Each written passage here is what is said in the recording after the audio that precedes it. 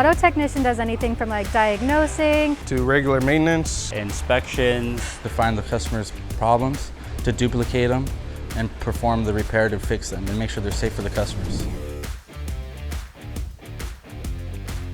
Typical workday for me is pretty different. It varies from the day. Sometimes I have a lot of electrical diag stuff. Some days will be all diagnosing, other days will be full workload where all you're doing is wrenching, but it varies. You never really know what you're gonna get on a day-to-day. Some days you get an easy work day, just pretty much maintenance, and other days you get one car that you need to spend a couple of hours trying to diagnose. So it all kind of depends on the day itself.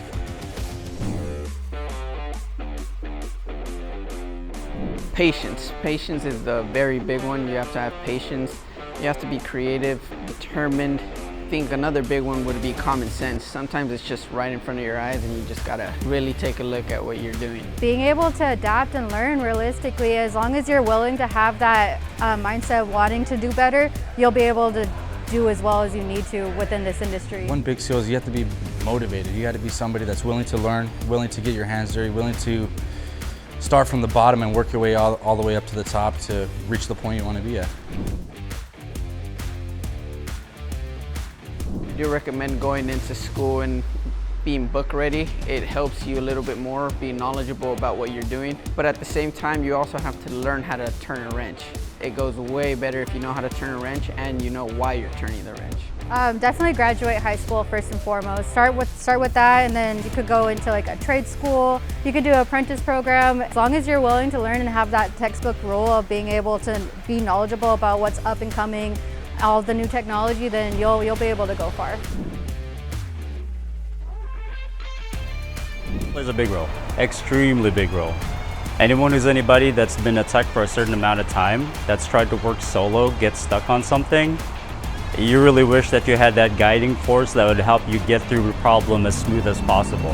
Oh man, like especially being a woman in the field, people will see like, hey, this tire's kind of heavy. They'll just come over from across the shop and be like, hey, does you need help? And I'm like, yes, thank you so much. Teamwork's huge, starting with the advisors, just to get the right communication from the customer to us so we know what we're looking for.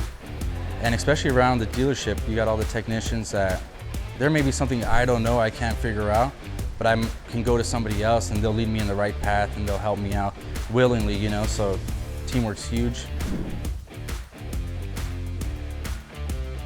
I would say you kind of get out of it what you put into it. I've been able to live in a house that I'm very comfortable with. It's also helped me support my family in ways that I didn't think it was possible. I was able to buy my dream car. I'd be a Mustang. Pretty typical, but it is pretty rewarding. All you got to do is learn how to do your job properly so you can make good money on it. Financially rewarding, absolutely. So based off of how much you're willing to put into it is exactly what you get back. So if you come here and you dig and you drive, the money's there for you. You got to put in the work in order to make it rewarding. You can't just be coming in to work expecting stuff to get done and you're not doing anything. You know, it's a hard job. Not a lot of people can do it. That's why there's not many of us. We're valuable, so I take pride in that. Personally, I am always on TIS looking at the new updates, the new modules that are offered to us as technicians. Dealerships do provide booklets or articles where you can read over them, but it's just something you got to do. As long as you stay in the know, you go online, you look at these different cars. Working on them would probably be the best way to stay knowledgeable about these new cars. We stay updated through Toyota in a sense. They always be throwing us more modules, more learning, helping us keep up with upcoming vehicles and stuff like that. I usually do schooling. I go back onto STARS and I look through there and there's always new modules that update. There's new things to learn about. There's new module programs for new vehicles that have come out every year that we've got to complete so that we'd be familiar with it. Even if you don't work in that department or anything like that, you still have to be familiar with it just in case if you have to come across it. It feels so good. It's just, you feel like you're the king of the world for a couple hours. And then this other one comes and kicks your butt, so you're back to square one.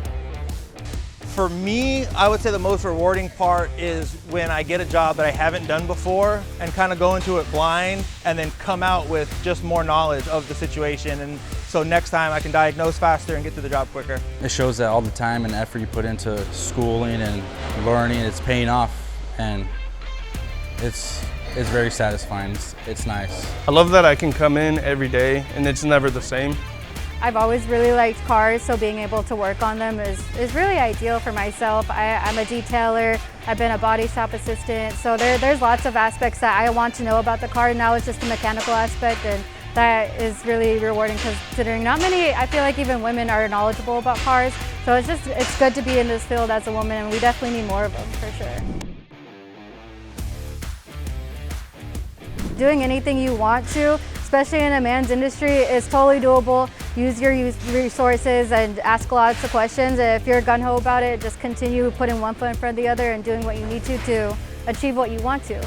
The more knowledge you have, the better equipped you will be. I know that a lot of people may come in and thinking, oh, I know how to work on cars.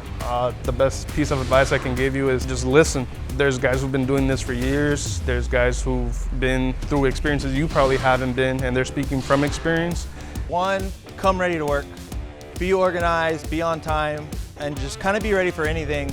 This isn't one of those jobs where you kind of just show up, punch in, and wait for the clock to run out. You have to be on top of your game. So it's like a can-do attitude type of job. It's a want-to-do attitude type of job.